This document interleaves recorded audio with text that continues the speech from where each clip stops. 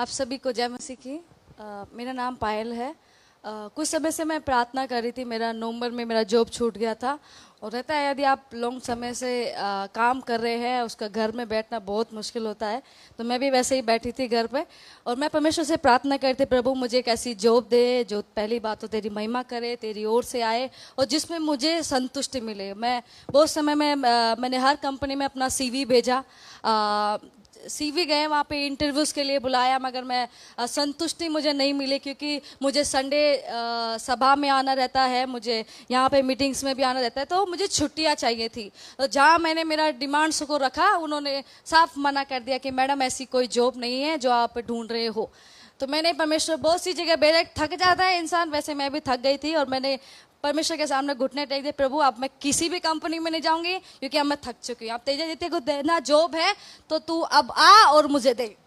तो मैं जब जून की बात है, जब मैं प्रार्थना कर रही थी तो एक कंपनी से मुझे फ़ोन आया कि आप पायल बात कर रहे हैं। मैंने कहा हाँ जी मैं पायल बात कर रही हूँ, आपका CV शॉर्ट लिस्ट हुआ है, कृपया आप आ सकते हैं। मैंने कहा जरूर मैं आऊँगी। मैं वहाँ पे गई तो उन्होंने इंटरव्यू लिया और इंटरव्यू में मैंने सोचा सारी बातों का मैं कुछ चीज़ों में समाधान में सर मैं एक तरीके से बोलना चाहती हूँ। बोलिए बोलिए।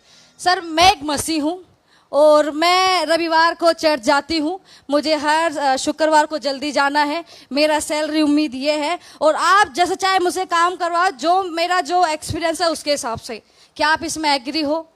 तो उन्होंने, आपको विश्वास नहीं होगा, उन्होंने बोला क्या बोला, आप मेरी तरफ से डन हो। हालेलुया।